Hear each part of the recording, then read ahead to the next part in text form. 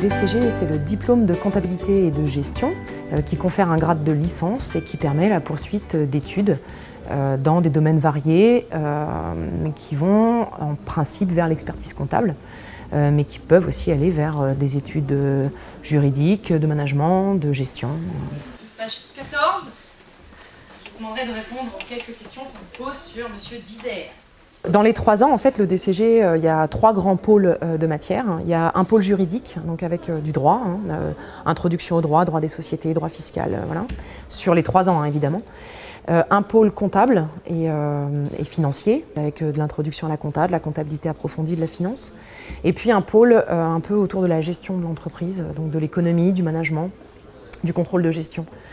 Ça fait des profils d'étudiants, quand ils sortent diplômés, ils sont relativement complets sur les différentes problématiques qui peuvent toucher une entreprise. Et c'est des diplômes qui sont recherchés aujourd'hui par les professionnels.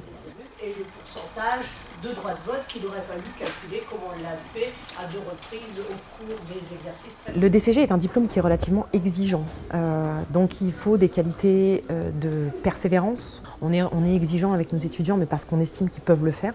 Venir à Gaston Berger faire un DCG, c'est la quasi-certitude de sortir au bout de 3 ans avec un diplôme qui est reconnu sur le marché du travail et sur le marché de la poursuite d'études.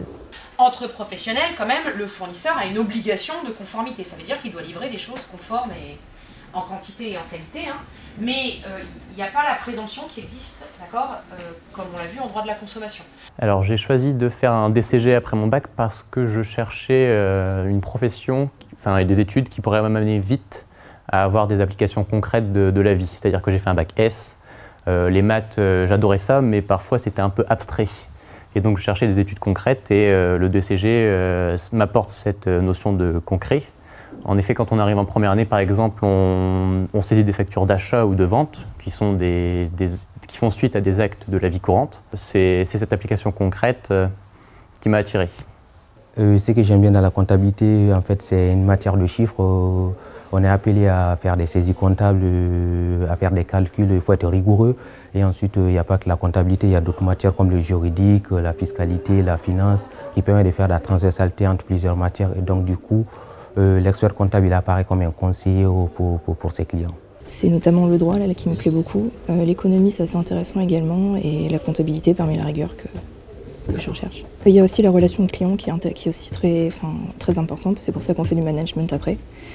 Et notamment aussi après, c'est très intéressant puisque ça change tout le temps en fait. On fait toujours des choses différentes en fonction des clients, etc. Donc c'est ce qui, je voulais pas faire tout le temps la même chose non plus, quoi. Et c'était intéressant puisque il faut une certaine rigueur, il faut respecter la loi et en même temps on applique la loi aux différents cas, etc. Et c'est ce changement qui était intéressant. Il veut faire une commande pour se réapprovisionner. Le fournisseur lui a indiqué qu'il pouvait accepter un chèque antidaté pour lui accorder un petit crédit en conservant une garantie de paiement. Une fois que le jeune a obtenu ce diplôme, le jeune a la possibilité soit de travailler, soit de poursuivre ses études. Alors s'il décide de travailler, il va se diriger vers les métiers de la comptabilité et du contrôle de gestion dans tout type d'organisation. Le taux de chômage sur les métiers du chiffre dans notre région, c'est 4%.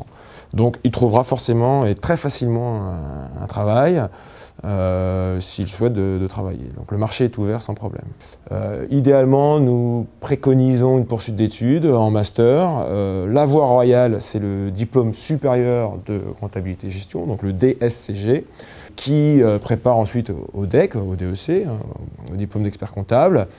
Si le jeune décide de s'orienter vers autre chose que le DSCG, il peut aller sur des masters de management, de droit ou d'économie présentés par les universités.